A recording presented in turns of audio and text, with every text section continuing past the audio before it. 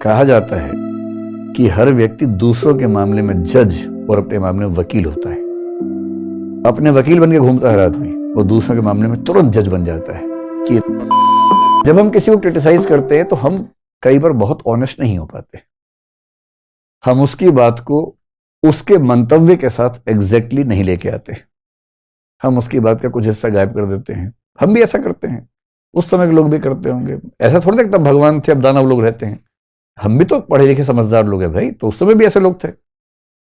जब हमें किसी की आलोचना करनी होती है हम उसका पर्सपेक्टिव कभी नहीं लेके आते। कहा जाता है कि हर व्यक्ति दूसरों के मामले में जज और अपने मामले में वकील होता है। अपने वकील बन के घूमता है आदमी और दूसरों के मामले में तुरंत जज बन जाता है कि ये तो है ही गंदा, ये तो है ही ऐसा। तो जब आप किसी के क्रिटिसिज्म से किसी को समझेंगे, ऐसा आपके जीवन में भी होता होगा ना कि एक्स नाम का आदमी आप नहीं जानते, वाई को आप जानते और वाई ने बताया यार यार बड़ा घटिया इंसान, उससे मिलना मत कभी। एक इमेज पहली बन गई आपके दिमाग में। अब जीवन में पहली बार वो जब मिलेगा उसको तो पता भी नहीं है, उसे कई महीने तो लग जाएंगे उस इमेज को ब्रेक करने में ही, तब जाके आप न्यूट्रल होकर उसके बारे में बात सोच पाएंगे। ये इनके साथ भी हुआ।